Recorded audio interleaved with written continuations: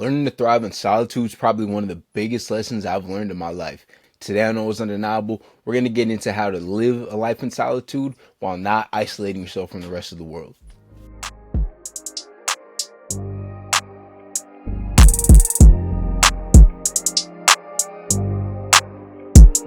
That's your name.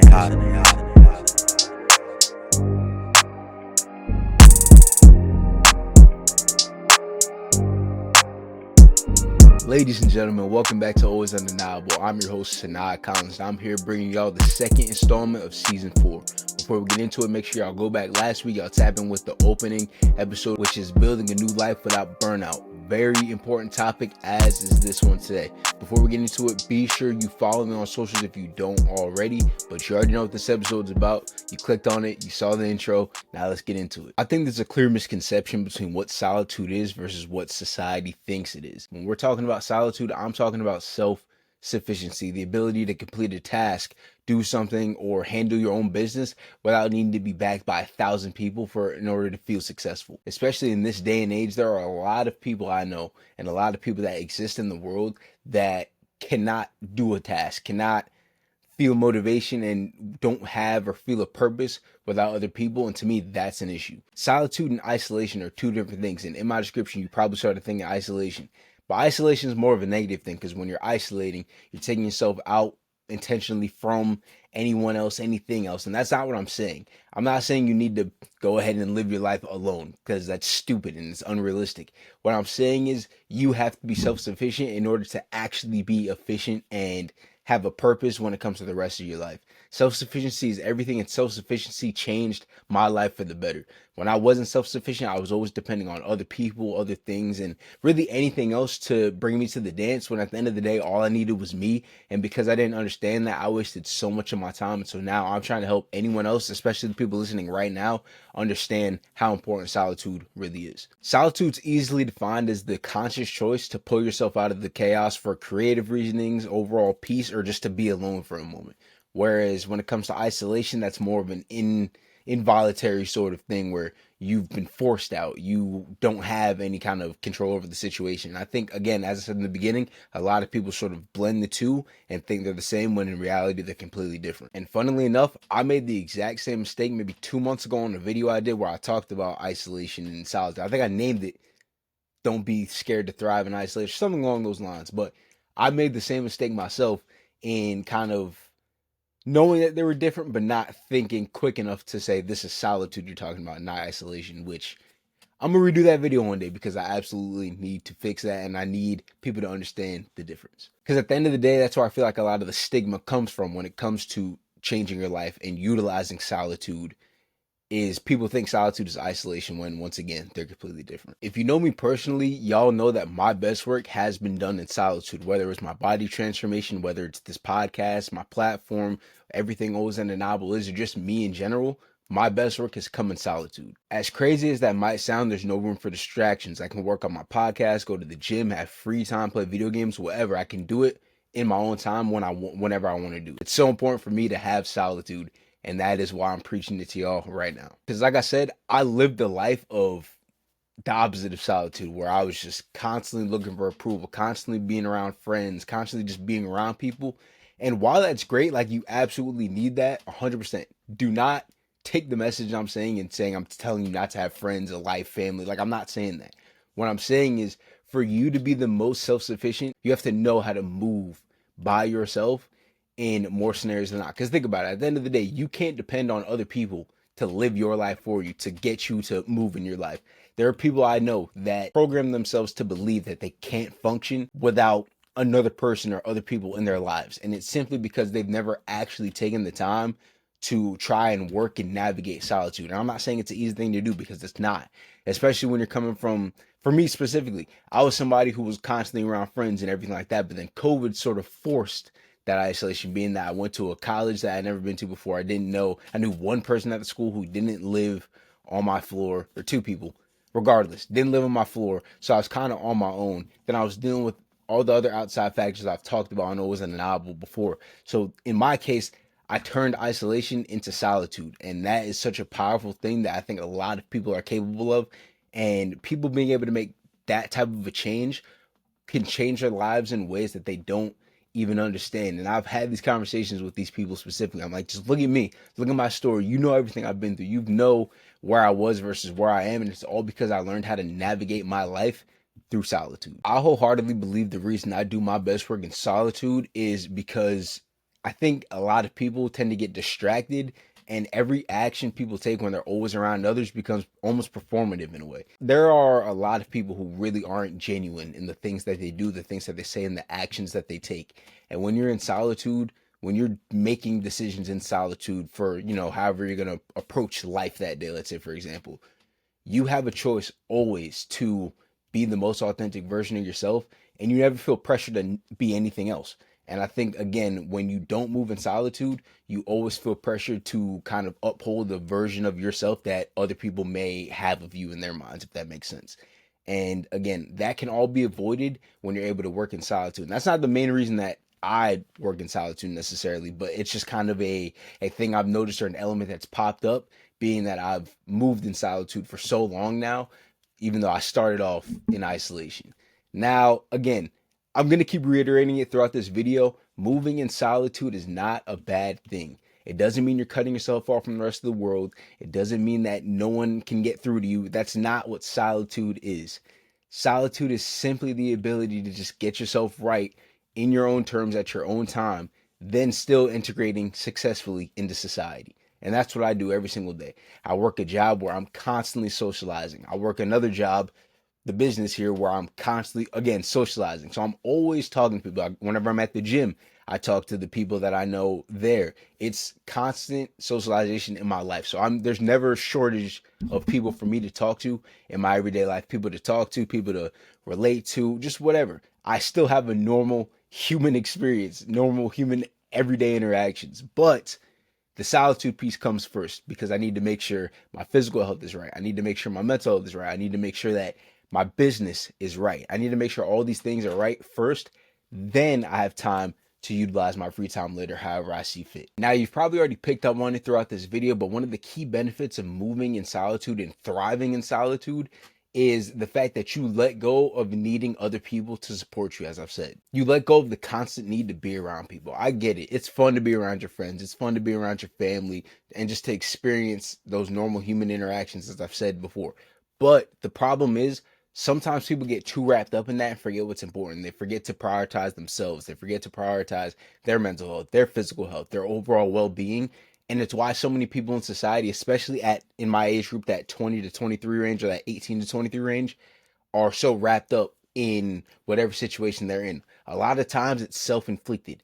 It happened because they lost track of who they are and what they wanted to be, because they got overwhelmed, they got distracted by the crowds, by the groups, by the parties, the clubs, going out every weekend. And it's normal. That happens to a lot of people, especially when it comes to those who don't have a feeling of purpose or direction. But solitude serves you that purpose of direction. It serves you feeling like you have a purpose. And that's why it's so important and so crucial, and why it fits the always undeniable build so well. Solitude is the reason for my real growth over the last few years. It allowed me to lock in without distraction, as well as develop work ethic that bled into all areas of my life. Academically, it took me from a 2.8 student in high school to a 3.89 student by the time I graduated college. It changed my physical state from 317 to 209. It caused me to be more disciplined. It changed my mindset, maturity, and internal growth. And professionally, it took me to starting my platform, launching a coaching business, and finding more success than a lot of people at this stage have right now. My work ethic became everything. It went everywhere. I gave my 110% to everything I did, no matter what it was. Bettering myself across the board became the ultimate priority. Solitude put me in the best position of my life, and truthfully, I'm in a better spot now than I thought I'd be at this point, despite all the setbacks I might have faced over the last 5 or 6 years. And it's all because I was at peace with myself, my life, and what direction I was going in. But none of that happens without solitude. One thing that happened while moving through solitude was a mindset shift, where I started to prioritize grinding now and celebrating later. Now, I know that's not ideal for everybody, but for me, I feel like I can't celebrate in my own life without the success, without the financial freedom, without all of those proven measurements of success that I want to see for my life. Having that solitude allows me to lock in on another level. And again, so many people always say how, disciplined, how driven I am. And it's because I don't allow for any distraction right now. That's not to say I don't give myself rest days. I don't do this or do that, but my rest days are very minimal. I don't do the distractions. I used to, and I saw where that got me. So I'm no longer somebody where the distractions can, really get to me, especially when I'm trying to make these dreams become a reality. I'll celebrate when the success has proven itself, when I'm financially free, when the business is booming, when I have all these clients coming in all the time. Once all of those things happen, that's when I can finally celebrate. I can finally rest. But until then, no. Being able to move in solitude allows me to be alone and stay focused without any distractions or anything that isn't going to help my situation. It also keeps me completely disciplined, which is another thing that a lot of people my age lack right now. Too many people get too comfortable or get complacent when they're trying to make their dreams become a reality, which is why they ultimately fail. You have to be consistent, you have to be disciplined, and you have to always stay focused on the task at hand. Solitude enforces that because instead of being pulled into other people's timelines or other people's business, you're focused on your own. You can still be there for those people, but you're able to center and understand what's important in any given moment. Now, I want to go back a little bit and talk about my academic piece because I kind of went over it a few minutes ago, but I want to kind of really go in depth and give y'all sort of an overall scope of what academics look like for me and how solitude played a role in that. 7th grade to 10th grade, the first half of 10th grade, I struggled bad with academics. For whatever reason, I just couldn't bring myself to lock in and focus on that. And because I was so young, I didn't have the mindset or the kind of thoughtfulness to understand that what I was doing then was going to impact what happened later on when I was graduating high school, trying to get into colleges.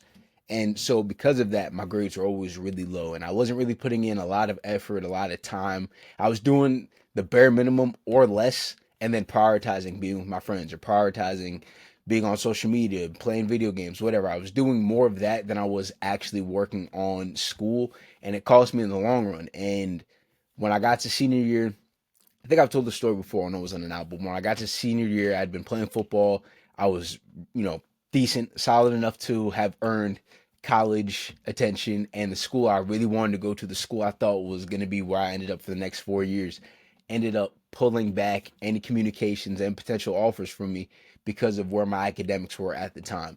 And while I was actively trying to fix it in that moment or at that point in time, it was too late because the years prior, I didn't set myself up for success when the time came. And that to this day is one of the only and one of the biggest regrets I have, in my life. And so when I got to college, I ended up settling at a school that I really didn't want to go to, but it was kind of just my best choice at that time. I ended up settling. I went to that school. I ended up loving it. It was actually great academically, not athletically. That's a story for another time. But academically, it gave me everything I needed, and it ended up being a blessing in disguise. So I ended up being exactly where the best fit was for me. And so solitude, the way solitude comes in is during COVID. Because of COVID, we weren't able to be around teammates all that much aside from a few minutes of a team lift or a practice or film. At the time, I wasn't socially there enough to meet with the other people I knew on my floor and at least try to build some type of a bond, within the COVID limits and whatnot. I just didn't have the capacity to go out and be like a normal person. There was just too much going on. I was in a bad relationship. I was fighting a war with myself because of where I was at physically, emotionally, mentally. I just couldn't believe that I had ended up in the spot that I was in. And so it really cost me everything else. But the one thing and the one place I found peace in was my academics. And because of that, being in that solitude taught me that there was something else for me and that I could flip the script that I had wrote for myself, I should say. And so I went to work. I went to work, whether it was any class I was taking, I gave my all to it. Before class, during class, and after class. I always made sure that I was going to set myself up for success, and it got me on dean's list of every single semester I was in college for. And that loneliness I was feeling and that I had in that moment, yeah, it was more of an isolation at that point. But as I said at the very beginning, I was able to turn that into solitude, and that's what changed the game for me and set the precedent for the rest of my life and all the other facets of my life. That experience taught me I was capable of really anything I wanted to do because I flipped the script academically, and in my head it flipped the switch where I was like, so why not anywhere and everywhere else? And that's exactly what I did. I learned to trust myself, and I learned to believe that anything was possible for me if I worked for it. And I really think needing to see that shift academically And just seeing it happen was so crucial in everything else. It is what made me believe I could lose all the weight that I did. It's what made me believe that I could be something one day after feeling like none of those things were possible before that point. And that's why I'm stressing solitude today, because solitude can change your life. You just have to be willing to engage in that. And again, there are people out there, and I hope you're watching this. There are people out there who know that they are capable of more, but they're scared to step away from the spotlight. They're afraid to step away from their friends and family. I'm here to tell you it's okay. You can do that without completely leaving their lives, without ridding your life of people. You can do that, and there's ways to do it. Whenever you want to, let's say, go to the gym, leave 30 minutes before, 30 minutes after, and then the hour, let's say hour and a half you work out to just you, to just your workout, to just your physical health. And then all the times in between that and, let's say, a personal endeavor, a professional endeavor, leave time to have the ability to socialize, to go out, do things, be with your friends, but also don't lose track of what's important. Don't let things that aren't going to be good for your energy consume your life, because at the end of the day, that's how you end up in bad situations. That's how you end up in places where you don't want to be. So get right with your solitude, because I'm telling you, solitude will change the game for you. Because here's the thing about solitude. Solitude will get you to build productive systems and sustainable systems. Sustainable systems are the most important thing, and people fall off because they don't have sustainable systems. So build yourself a sustainable system. I've talked about mine before, but every weekday I wake up, I get on the bike, I listen to an audiobook. After I do that, I drive to the gym, I write down my goals. I go to the gym, I lift for about an hour, hour and a half. I come home, I reset, I eat breakfast, I chill for a little bit, and then I get to work on the business, on the podcast. And then once all of that's out the way, if I have time to chill in between that and work, I will. If I don't, I just go right to work, but I give myself time before I walk in the building to chill, to relax, to reset, and get my mind in work mode. After that, after I'm done with work, the entire evening until the next morning is free. I mean, I go to bed by like 9:30 because it'd be crazy to do anything else. But the point is, the system there, it's perfect. It's what works for me. So just because that works for me doesn't mean it's going to work for you, because you're not going to have the same schedule. You're not going to have the same sort of room to move that I do. So solitude helps you build that system. Before moving in solitude, I didn't have any systems. I would go to practice, go to school, whatever, come home, just kind of not do anything for 3-4 hours, procrastinate, and then try to do homework at like 2 a.m. because I just didn't want to do it. And that's not sustainable. That messed me up, and it didn't work. So it's so important to build a sustainable system. And I truly believe you need solitude to be able to build and formulate a real sustainable system for yourself. The last thing I want to say about solitude before we get to the end here is it can absolutely be used as a tool for breaking bad habits and moving forward. Solitude creates the space for you to confront yourself honestly. Like I just said, it gives you the opportunity to fix bad habits and let them go forever. And again, you can't depend on other people or external things to change your life. It's all on you. If you're depending on anything or anyone other than yourself to improve your life, you're moving in the wrong direction. Real time alone is often what you need to realize what's holding you back. Solitude is such an empowering thing because it allows you to focus on what really needs to change rather than any distraction or anything else. So use solitude to your advantage and watch how your life changes. I want y'all to embrace solitude without fear. If you're somebody that feels like you hit rock bottom or you hit a wall, you don't know where to go, and you haven't engaged in solitude before, try it. Try just a few days of just being by yourself, thinking about where you want to go, who you are, and what you need to do to get there. I'm telling you, solitude is one of the most important things that I've ever done in my life, and it's one of the most important things that you can do for your life. Before we get out of here, though, I got a question for y'all. What would your life look like 6 months from now if you stopped avoiding solitude and used it as a means for growth and overall improvement? Drop it in the comments, let me know. But yeah, I appreciate y'all joining me for another installment of Always Undeniable. This has been a dope episode, as the rest of the content will be for season 4.